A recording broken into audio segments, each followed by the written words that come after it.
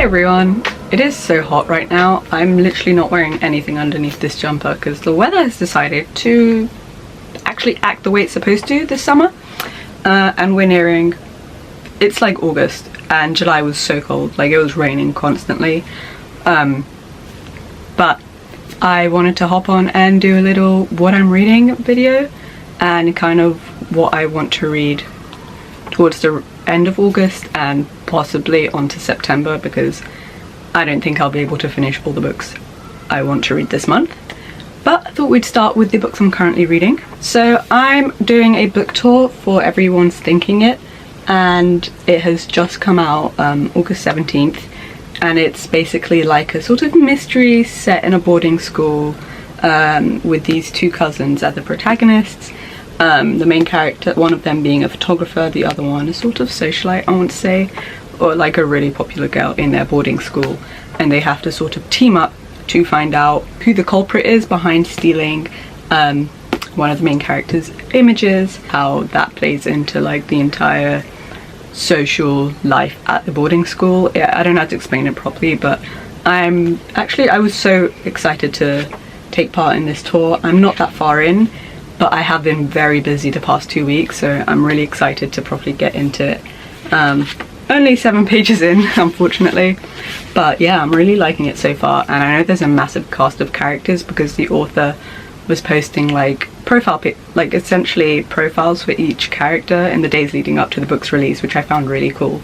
And hopefully that will help keep all the characters in line for me, like, so I know who's who. But yeah, I'm really enjoying this at the moment. I was also sent a proof of Assistant to the Villain by Penguin. I'm almost 60 pages into this one. It's sort of a romantic fantasy with a lot of comedic aspects. It's not taking itself too seriously. Essentially the main character, whose name is escaping me, Evie, she ends up losing her job at the start of the book, and the villain in this world essentially hires her as his assistant because she needs a job and he, I guess, needed an assistant. And if you couldn't guess, he's also the love interest in the book. So far it's going pretty well. I'm enjoying it. It's nothing too serious. It's really fun. I like it.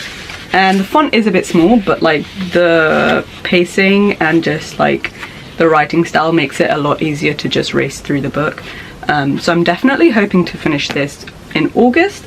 It comes out September 14th in the UK. I'm not sure about America, but I won't be too fussed if I don't finish it this month because I'll still have time to finish it before it comes out. I also picked up The Girl Who Fell Beneath the Sea. I bought this in February this year because I'd obviously wanted to read it, but it was in hardback and so I was waiting for the paperback to come out and then picked it up when it did.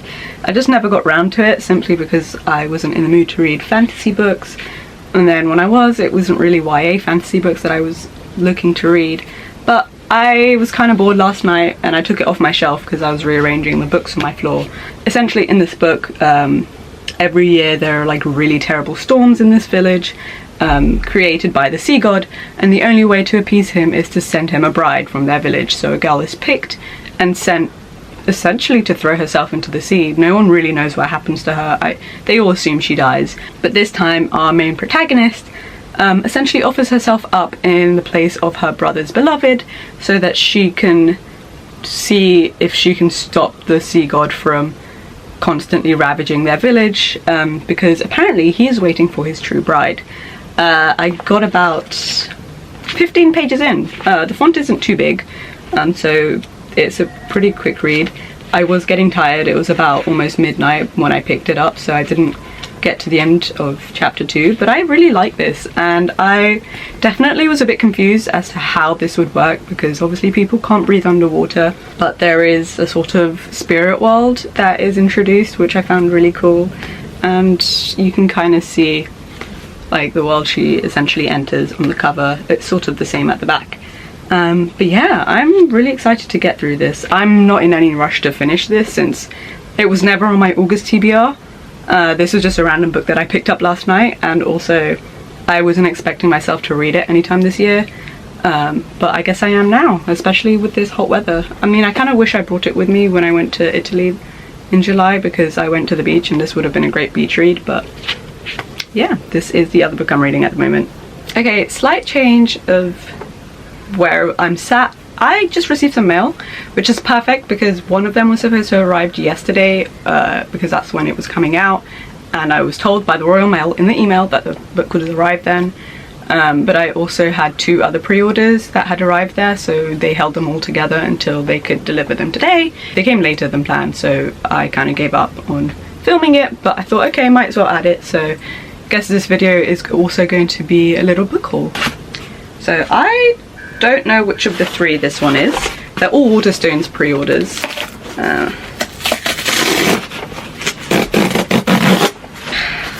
Wow, it didn't make a mess on my bed. How great. Ooh! So yesterday, Jesus Christ, I can't open this. So I went to the release part, the London tour stop for Samantha Shannon's tour that she's doing at the moment for the 10th anniversary of the Bone season, which, please, if you have not read it, you need to pick it up. And my pre-order actually arrived earlier than I thought it would. Oh my god, I pre-ordered the signed edition. I have another edition coming, which is the Forbidden Planet one, but it's been delayed for everyone until September 5th, and it has gorgeous, like, I want to say digitally sprayed, I don't know how to explain it, but like it's the poppies from the front cover all over the edges. Oh my god, this series is one of my absolute favorite like comfort series. I first met Samantha Shannon in 2017, February 2017, so it's been literally 6.5 years now, at my local Waterstones, which is actually where I work now.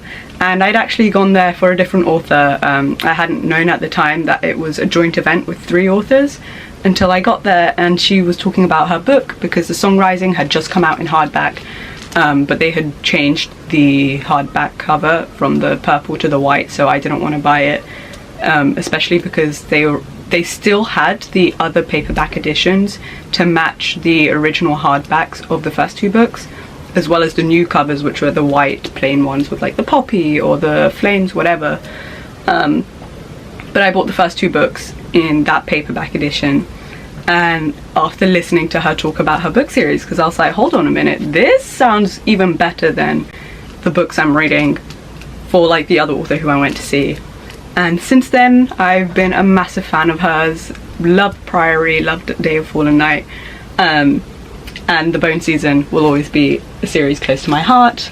So as you can see, they redid the covers for the 10th anniversary, and this is going to be the new paperback designs for the entire series, so they're going to be reissued essentially once again, but the hardbacks for books 5, 6 and 7 are still going to match the original hardback designs of the Bone season, the Mime Order, the Purple, Song Rising and the Mask Falling. But the paperbacks are all going to look like this, and we're going to get the paperback edition with this cover next year. But as you can see, actually what was interesting is that Samantha mentioned that the original design for the 10th anniversary, I believe, or maybe it was like I think it was either for the 10th anniversary edition or just the regular Bone season, it was going to have Paige on one side and Arcturus on the other, who are the 2 main characters. But instead, what they went with was the 2 sides representing both characters. So we have 7 dials and the poppies representing Paige, and then the flowers that represent Arcturus, and I believe this is where he stays in Oxford. I can't remember, it's been quite a while since I last reread it, and I haven't finished my reread with my proof. This was the proof that I was sent for the 10th anniversary, which I was sadly unable to finish in time, but I did get it signed last week because she was also at Bookfest, and I didn't want to bring 4 books with me to the event last night, so I brought that then to get signed. And on the back it says, I am Paige Mahoney, I am the Pale Dreamer, and that's one of the main quotes. And this, it was already signed, so as you can see. Ooh, and they've upgraded the maps inside as well. Wow, oh my god, I love this.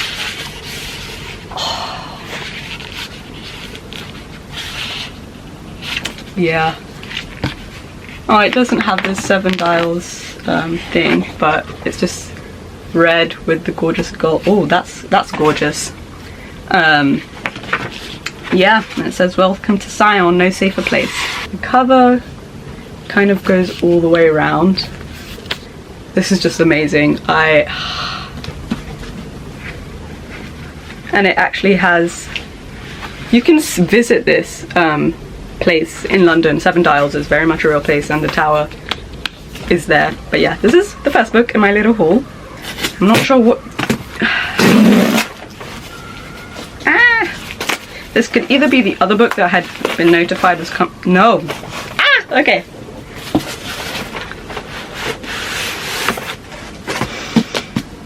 This is the book I was waiting for yesterday, and it's Foxglove by Adeline Grace. I had been wanting to read Belladonna for a while last year because of Amy, I can never remember her exact @ I think it's Amy Reads. Her Instagram @ is Amy May Reads, and her TikTok handle is Amy May Books, which is almost the same.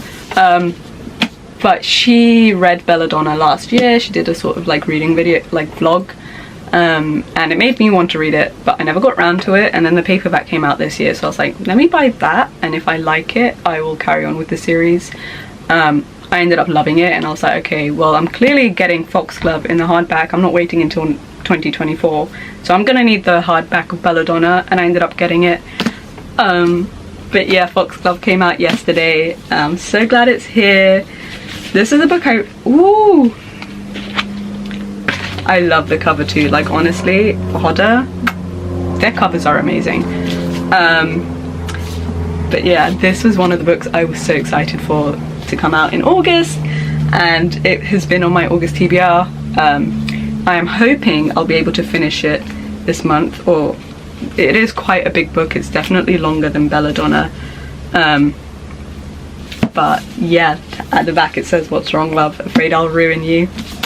I don't want to say much. If you haven't read Belladonna, it's essentially about this girl who's always been, I guess, haunted by death, in the sense that she can see him. She has been able to her entire life. After her grandma dies, she does move around a lot between many family members, but for one reason or another they all die, and she eventually, by the time we get to the main plotline of Belladonna, gets invited to stay with a cousin, I want to say, a distant aunt of hers, who has just died, in fact, and her daughter is now sick and dying. And now it's up to Signa, our main character, to figure out what killed her aunt and what is killing her cousin. And I was just, that book is so good. I love mysteries, and it does have a romance aspect to it. And yeah, it's just made me so excited to pick up Foxglove. But yeah, you should definitely read Belladonna. The author is Adeline Grace. So I've got two more parcels. One is a book, and the other one is from, I want to say, Osborne Books. I can never remember how it's pronounced. I already know generally what it's about because they keep sending me stuff about The Boy You Always Wanted. Oh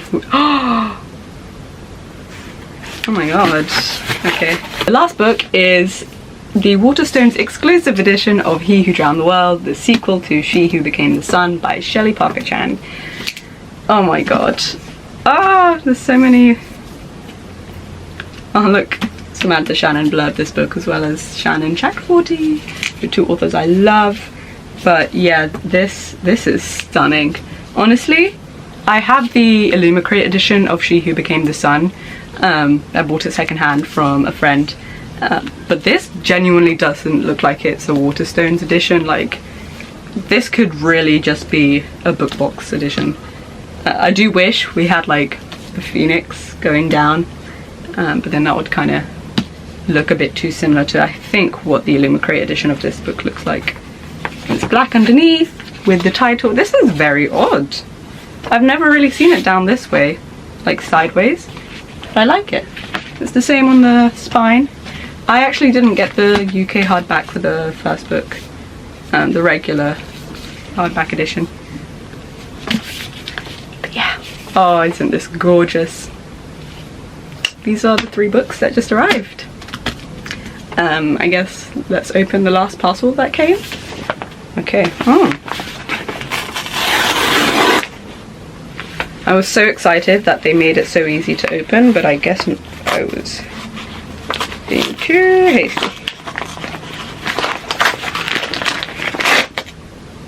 No. Shit. Okay, I'm gonna open this in the bathtub because it's going to make a mess. Okay, I'm back. I had to open it in front of the front door because it was just making such a mess, and we literally just cleaned the house yesterday. So, I don't know if I want to show this on camera or not. It looks terrible. Essentially, Osborne invited me to a little launch party or event with other influencers to celebrate The Boy You Always Wanted coming out, and we got to talk to the author over Zoom, and we also painted each other. Except it wasn't just like, oh, let's try our best at depicting each other. It's based off a scene from the book, and it's a sort of continuous line drawing of the person, but you're not allowed to look at what you're drawing, and you're not allowed to take your pen or pencil off the page, or in this case the canvas. And mine didn't look so bad when it was just the sketch, and it looked better when I went over it with the Sharpie, because that's what we had to do. It's when we had to incorporate the paint, and I knew it wasn't going to look good because this is a continuous line drawing thing.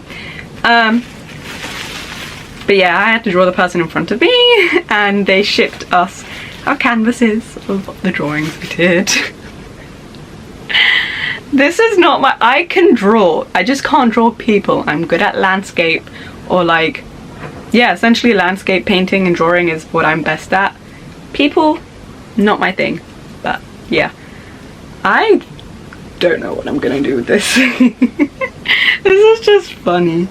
It is the start of September right now, and I was editing the video when I realized that I forgot to film an outro, so I thought I might as well add a quick update. I ended up finishing Assistant to the Villain this morning, actually. Did not like that book. It took me so long to finish. I wanted to finish it like days ago, and I just, despite how many pages I was reading, it felt like I was getting nowhere. That book is definitely my second least favourite book that I've read this year so far. Deeply regret requesting it. I should have trusted my gut feeling, because I hadn't initially requested it when it was available to request. And it was only because everyone else was hyping it up that I thought, okay, let me request it. It seems like it should be a good book. I clearly wasn't the target audience, and also romantasy isn't the genre for me.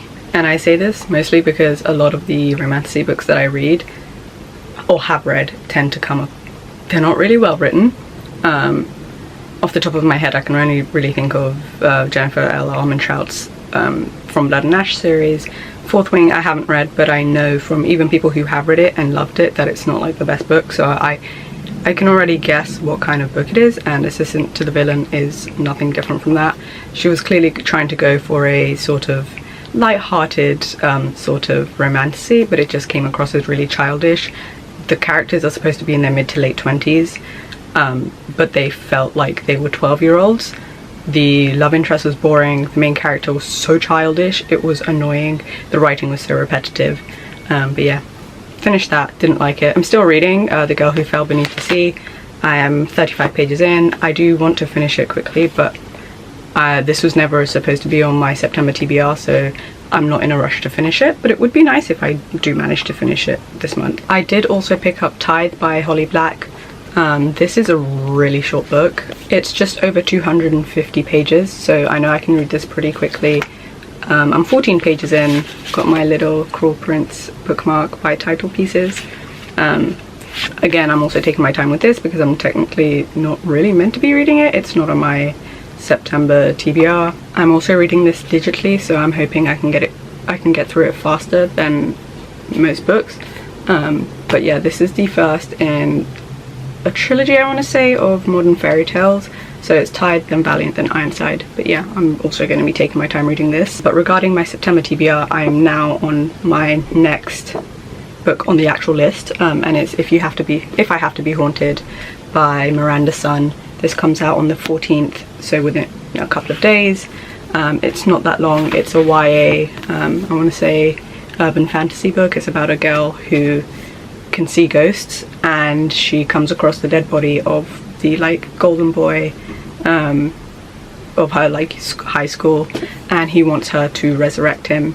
I think I've talked about it before on my channel. If not, then yeah. So that's what this book is about, and I'm really excited to start this today, hopefully. I did also get sent a copy of You Again, which comes out on the same day as If I Have to Be Haunted, I had requested this a couple months ago, so I wasn't sure if I was going to be sent it. I hope they don't expect me to read it in time for its release, just because I have a lot of books I also need to read, but I have got my bookmark ready. This is supposed to be a retelling sort of When Harry Met Sally, but like reversed, and I can't wait to read this because I've heard nothing but great things about it from people I trust this time. Apparently people who like Emily Henry's books really like this one, so I'm hoping it's going to be good and that I end up really liking it. So You Again, If I Have to Be Haunted, Tithe, and The Girl Who Fell Beneath the Sea are my current reads at the moment.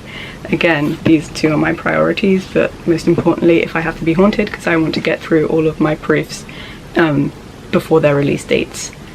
But yeah, thank you so much for watching my video. I hope you enjoyed it, and don't forget to comment down below what you're currently reading and if there are any books coming out in September that you're really excited for, or what books you're excited to get to within the next couple of months. Now that we're reaching the end of 2023, there are so many books coming out in January, February next year that I'm so excited for, but that's another video that I could possibly do in the future, hopefully. I hope you all have a lovely afternoon. Bye.